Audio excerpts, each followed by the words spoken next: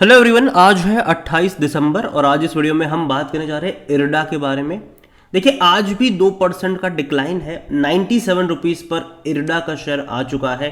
और अगर आप चैनल को रेगुलर फॉलो करते हो तो जब ये आपको 110 120 के आसपास था तब भी मैंने कहा था कि महंगा ज़रूर है, डबल डिजिट कभी भी दिखा सकता है। और अब वो देखने को मिल गया, हालांकि कल ही देखने को मिल गया था, लेकिन अगर आप देखोगे तो धीरे धीरे अगर आप पिछले 3 ट्रेडिंग सेशन में ही देखो तो 109 रुपये से लगातार ये गिरा है, जबकि बाजार में बहुत अच्छी तेजी है। पिछले 3 दिनों से बाजार में शानदार तेजी है, शानदार पैसा बना है बाजार में। लेकिन देखो, कंपनी फंडामेंटली गलत नहीं है, अच्छी कंपनी है। लेकिन भाई साहब, 32 रुपए का शेयर अगर 15-20 दिनों में 120 का हो जाएगा तो जाहिर सी बात है, एक प्रॉफिट टेकिंग आपको देखने को मिलेगी और बात करेंगे उसके बारे में भी। लेकिन उससे पहले अगर आपने अभी तक चैनल को सब्सक्राइब नहीं किया तो प्लीज़ अभी इसे सब्सक्राइब कर लीजिए, क्योंकि आगे भी बहुत सारे वीडियोस हैं जो आपको काफ़ी ज़्यादा हेल्प करेंगे। तो 97 रुपीज़ का शेयर है इरडा का। 32 रुपये का इसका आईपीओ प्राइस था, 50 रुपये पर यह खुला था। और दिन का जो मतलब जब ये क्लोज हुआ उस दिन तो 60 रुपये पर क्लोज हुआ। उसके अगले दिन तेज़ी दिखाई, 65 पे गया। और उसके बाद अगर आप देखो तो लगातार एक हफ्ते तक ये 65 रुपए की रेंज में ही रहा। लेकिन उसके बाद एकदम से डबल हो गया ये। तो जाहिर सी बात है, गिरावट यहाँ पर एक्सपेक्टेड है, वो भी उस बाजार में जहाँ बाजार में अच्छे खासे रिटर्न्स बन रहे हैं। और अगर बाजार में अगर एक बड़ा फॉल आता है तो याद रखिए यहाँ पर एक बहुत बड़े फॉल की एक्सपेक्टेशन रहेगी।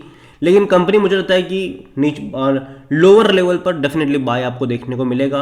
एक स्ट्रॉन्ग सपोर्ट तो 65 रुपए के आसपास देखने को मिल ही रहा है, लेकिन हालांकि उतना नीचे नहीं जाएगा। लेकिन उससे थोड़ा ऊपर मुझे लगता है कि एटलीस्ट ये कहीं ना कहीं रुकना चाहिए। और उसको लेकर अगर आप देखोगे यहाँ पर तो ओवरबोट जोन में है ही। कुछ एनालिस्ट की राय भी हम यहाँ पर जानेंगे कि वो यहाँ पर क्या बोल रहे हैं। अगर आप देखोगे तो रवि सिंह, जो कि मार्केट एक्सपर्ट है, उनका कहना है कि IREDA stock price is currently witnessing profit booking and taking cues from the oversell sentiment of the market. The technical parameters are suggesting more sell off in the coming days. The short-term moving average are supporting the current negative trend and may push the counter to the lower level of 95 rupees in coming trading session. 95 rupees तक जा सकता है और अभी भी और selling आ सकती है, ऐसा उनका कहना है।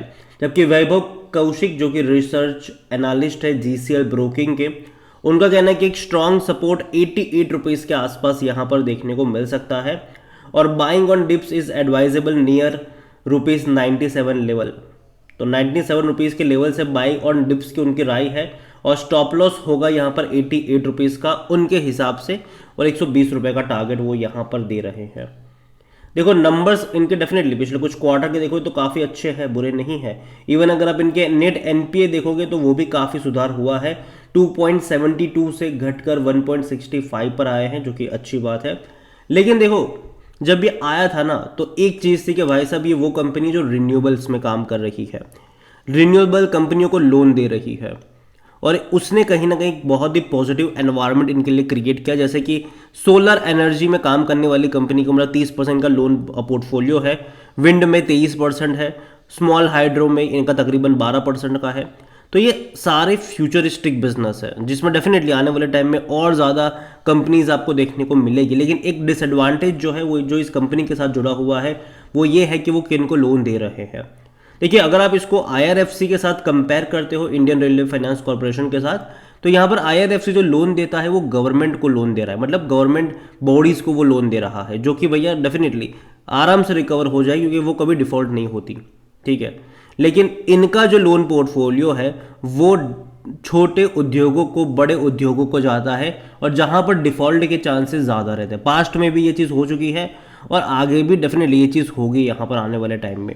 तो डिफ़ॉल्ट के चांसेस रहते हैं और कहीं ना कहीं एनपीए का जो खतरा है वो यहाँ पर रहता है। हालांकि उम्मीद मैं यही कहूँगा कि चीज़ें बेहतर हो इस कंपनी के लिए। और देखो, कंपनी ख़राब नहीं है, बस वैल्यूएशन के ऊपर डिबेट हम कर सकते हैं। यहाँ पर आज वॉल्यूम्स देखो तो 1.5 करोड़ तक के शेयर ऑलरेडी ट्रेड हो चुके हैं यहाँ पर इरडा में। और जहाँ तक कंपनी के according to Moneycontrol user देखे तो भैया 100% लोग कह रहे खरीदारी करो। जहाँ तक आप इनके नंबर्स भी देखोगे तो भाई साहब, रेवेन्यू लगातार इंक्रीज हुआ है एन्युअली, ये बहुत अच्छी बात है। इनके प्रॉफिट्स भी अगर आप देखोगे तो प्रॉफिट लगातार एन्युअली इंक्रीज हुआ है, ये भी बहुत अच्छी बात है। अगर आप क्वार्टर ऑन क्वार्टर परफॉर्मेंस भी देखोगे तो चीज़ें बेहतर है इनके लिए। लेकिन अगर आप वैल्यूएशन की तरफ जाओ तो उसका जो पी रेशियो 25 का हो चुका है। जब 120 का था तब 32 से 33 का पी रेशियो था इसका। अब कम हुआ है गिरावट के साथ साथ। सेक्टर पी 19 का है।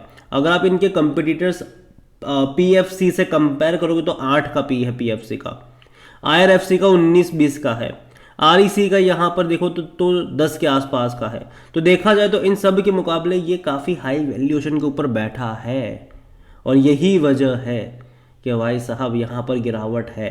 और यहाँ पर देखो मैं कहूँगा कि बाय करने के मौके तब बनेंगे जब इरडा का पी रेशियो आईआरएफसी के बराबर आ जाएगा, तब शायद चीज़ें यहाँ पर थोड़ी बहुत और पॉजिटिव वे में प्रेजेंट होना स्टार्ट होगी, या फिर इरडा का पी रेशियो सेक्टर पी के आसपास आ जाएगा। तो तब चीज़ें जो है वो यहाँ पर बदल सकती है। जहाँ तक हम फाइनेंशियल्स भी देखें, देखो कंपनी अच्छी है, बुरी नहीं है। अगर आप देखोगे रेवेन्यू इनके क्वार्टरली 1000 करोड़ से भी ज़्यादा के रेवेन्यू है। प्रॉफिट अगर आप देखो तो तकरीबन 250 से 300 करोड़ का क्वार्टरली प्रॉफिट कर रही है ये कंपनी। सरकारी कंपनी है तो डेफिनेटली जब अच्छे खासे प्रॉफिट्स है तो आपको यहाँ पर डिविडेंड्स भी अच्छे अगले साल से देखने को मिल जाएंगे। साल में शायद 1-2 बार डिविडेंड भी पे करेगा ये आईआरएफसी की तरह, तो डिविडेंड भी अच्छा खासा आपको यहाँ पर देखने को मिलेगा आने वाले टाइम में। और जहाँ तक शेयर होल्डिंग की बात करें तो प्रमोटर की 75% की होल्डिंग है।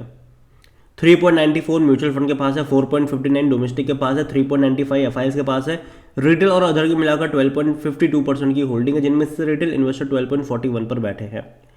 अदर पार्टी 0.11% है। यहाँ पर दिसंबर क्वार्टर के शेयर होल्डिंग पैटर्न काफ़ी ज़्यादा इंटरेस्टिंग हो जाएगी कि क्या देखिए किसने खरीदा किसने बेचा यहाँ पर। क्योंकि देखो नवंबर में तो भाई साहब ये आया था आईपीओ का, ठीक है, तब की ये होल्डिंग पैटर्न है। उसके बाद जब 32 रुपए से 100 रुपए के ऊपर निकल गया ये शेयर, तब किसने बेचा था वो देखना इंटरेस्टिंग होगा। बड़े इंस्टीट्यूशंस ने बेचा था या फिर भाई साहब रिटेल इन्वेस्टर ने बेचा है यहाँ पर, वो देखना होगा। हालांकि जिसने बेचा होगा सामने किसी न किसी ने खरीदा ही होगा यहाँ पर, लेकिन अगर मान लो कि बड़े इंस्टीट्यूशन की तरफ से बिकवाली ज़्यादा आ गई यहाँ पर, तब डेफिनेटली कह सकते हैं कि भाई साहब चीज़ें थोड़ी बहुत गड़बड़ा सकती है फ्यूचर को लेकर। तो यहाँ पर इरडा को लेकर मैं एक ही चीज़ कहूँगा कि देखो लगातार अगर आप ग्राफ देखो 120 रुपये से, तो एक डाउनवर्ड ट्रेजेक्ट्री शो कर रहा है। कहीं ना कहीं एक सपोर्ट बनना ज़रूरी है, बेस बनना ज़रूरी है, और वो अभी तक नहीं बन पा रहा है। तो अभी के लिए मैं इतना ही कहूँगा कि वेट एंड वॉच, जल्दबाजी मत करिए क्योंकि हर बार ये नीचे की तरफ ही जा रहा है। जल्दबाजी मत करिए खरीदारी को लेकर, कोई मौका हाथ से छूटा नहीं जा रहा है। और अभी यहाँ पर वेट की ही मैं बात करूँगा। और जहाँ तक सपोर्ट की बात है, देखिए इरडा को लेकर मैं अभी एक ही चीज़ कहूँगा कि यहाँ पर एक लगातार डाउनवर्ड ट्रेजेक्टरी तो है ही, और जो एक स्ट्रॉन्ग सपोर्ट है वो 65 रुपये के आसपास है। लेकिन उससे पहले यहाँ पर 75 से 80 रुपये के बीच में एक इनिशियल सपोर्ट बनना चाहिए, और वहाँ पर थोड़े बहुत बाइंग अपॉर्चुनिटीज़ कह लो वो देखने को मिल सकती है। लेकिन बाय ऑन डिप्स की ही मैं बात करूंगा यहाँ पर। अगर 75-80 के आसपास आए, थोड़ी सी क्वांटिटी ऐड करने के मौके बनेंगे। उसके बाद हर 15% के डिक्लाइन पे धीरे धीरे ऐड करने के मौके ढूंढने चाहिए। लॉन्ग टर्म का आपका आउटलुक होना चाहिए, शॉर्ट टर्म का नहीं। लॉन्ग टर्म का आउटलुक मुझे खराब नहीं लगता है। इस कंपनी का टाइम लगेगा लेकिन वापस से रिकवरी डेफिनेटली ये दिखाएगा, और अच्छी कंपनी है, बुरी नहीं है। वीडियो को यहीं पे एंड करता हूँ। पसंद आया हो तो लाइक करो, शेयर करें। चैनल पर अगर पहली बार है तो प्लीज़ सब्सक्राइब करें। और इरडा के बारे में आप क्या सोचते हैं वो भी आप मुझे कमेंट में लिख के बता सकते हैं। Thank you.